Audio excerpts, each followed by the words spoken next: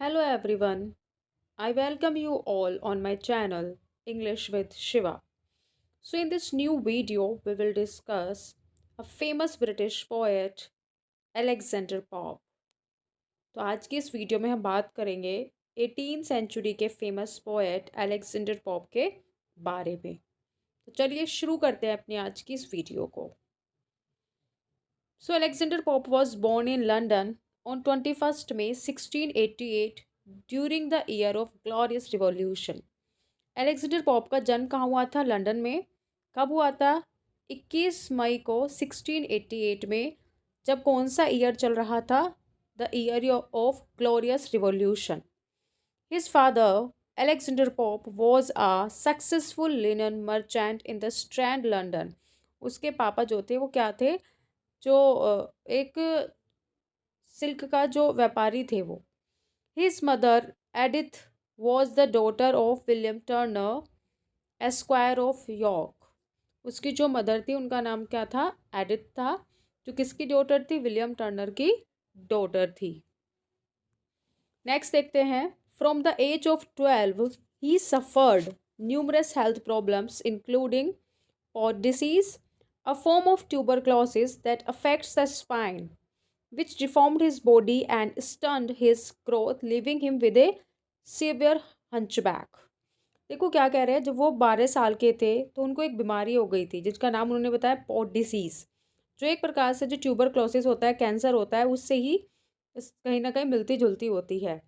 जिसने क्या किया, उनकी बॉडी पर, उनकी स्पाइन पर बुरा इफेक्ट डाला, जिनसे उनकी ग्रोथ जो थी वो रुक गई और वो कैसे हो गए? हंचबैक, यानी कि उनका जो कमर वाला हिस्सा था थोड़ा उठा उठा सा हो गया। His tuberculosis infection caused other health problems including respiratory difficulties, high fever, inflamed eyes and abdominal pain. Abdominal pain का मतलब है यहाँ पे पेट से, यानी कि पेट का दर्द। He grew to a height of only 4 feet 6 inches. देखो उनको कितनी सारी डिफ़िकल्टीज़ का सामना करना पड़ा। उनको बहुत सारी हेल्थ इश्यूज़ हो गए, उनको रेस्पिरेटरी डिफ़िकल्टीज़ आने लगी, सांस लेने में प्रॉब्लम हो गई, फीवर रहने लगा, उनकी जो आईज थी उसमें क्या होने लगी? जलन होने लगी, उनके पेट में दर्द रहता था और वो मुश्किल से उनकी हाइट कितनी हुई? 4 फीट 6 इंचेस उनकी हाइट सिर्फ हो पाई। देखो उनकी लाइफ कितनी डिफ़िकल्टीज से भरी हुई थी और उसके बाद भी वो एक फेमस सटायरिस्ट और पोएट बन गए ऑल ओवर द वर्ल्ड में। Pope's preferred method of writing poetry was the heroic couplet. इनको हीरोइक कपलेट का मास्टर बोला जाता था। A heroic couplet is a pair of rhyming lines written in iambic pentameter. Heroic couplet क्या होता है? एक इसमें राइमिंग लाइन्स होती है जो किस में लिखी होती है? आयम्बिक पेंटामीटर में लिखी हुई होती हैं। Heroic couplets were a popular way of translating Greek epic into English, so they would have instantly given Pope's readers a flavor of classical literature and epic heroism. कह रहे कि जो हीरोइक कपलेट था एक पॉपुलर वे था किसको translate करने का? ग्रीक एपिक्स को इंग्लिश में ट्रांसलेट करने का। और इसका श्रेय किसको जाता है? अलेक्जेंडर पॉप को जाता है। और उसने क्या दिया? रीडर्स को एक नया फ्लेवर दिया क्लासिकल लिटरेचर के पॉइंट ऑफ व्यू से। उसको पढ़ने में रीडर को एक नया मज़ा आने लगा। नेक्स्ट देखते हैं। He was known as wasp of Twickenham. Poet Alexander Pope earn this nickname because of his stinging satirical attacks on the famous people of the age, specially other writers. है ना, उन्होंने एक जो थी मुख्य रूप से इनको जाने लगा एक निकनेम से, जिस निकनेम को हम कहते हैं द वास्प ऑफ ट्विकनम, उससे हम उनको जानते हैं।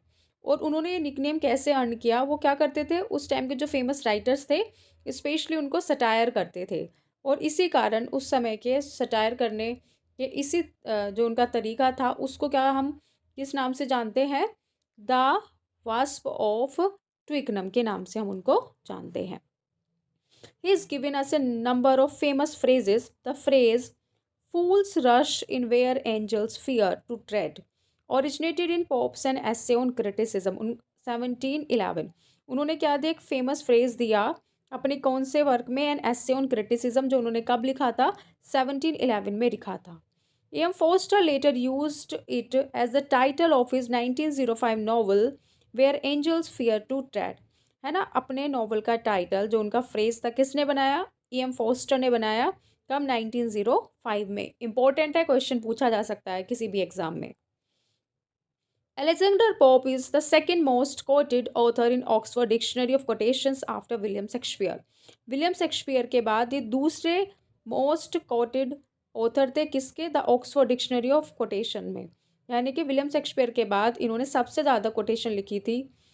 3 of moons of Uranus are named after characters from Alexander Pope's poem The Rape of the Lock, according to Dr. Samuel Johnson, who was an avid tea drinker. Mr. Pope inhaled a steam of coffee to cure his headaches. Mr. Pope referred to coffee as Mocha's happy man tree.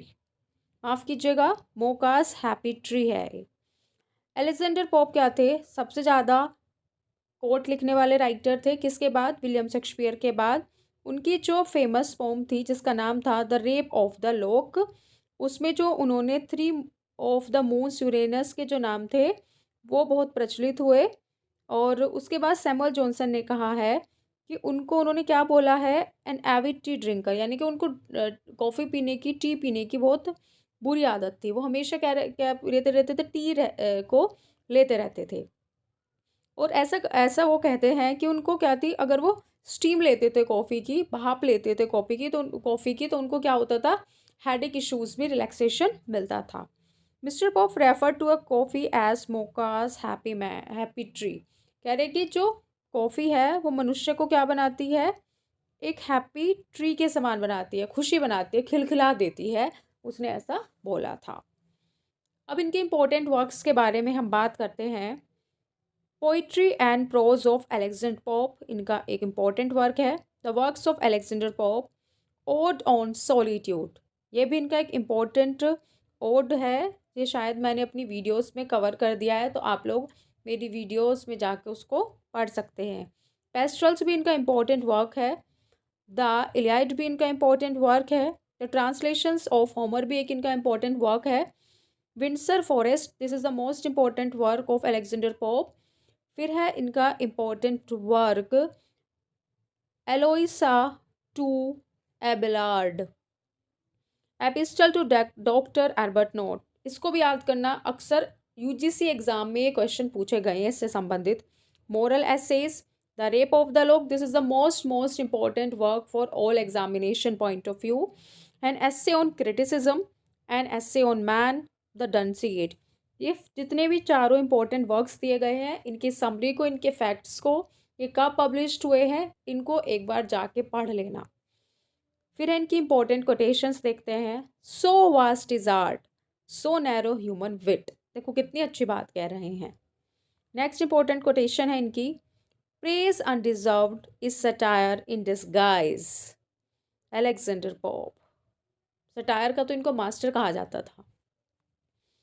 Next देखते हैं, learning is like mercury, one of the most powerful and excellent thing in the world in skilful hands, in unskilful the most mischievous.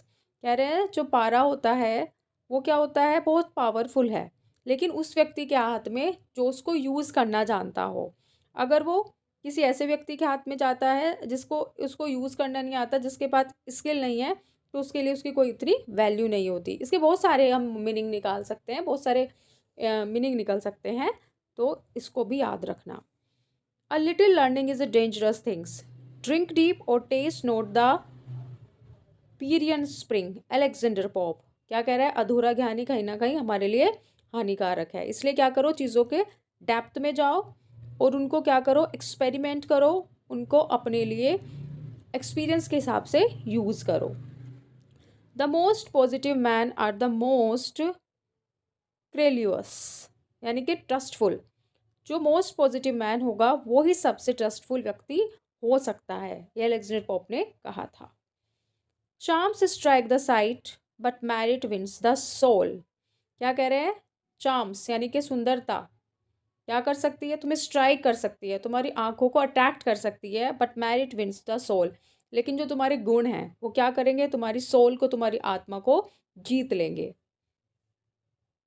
So thank you for watching. I hope you have enjoyed the video.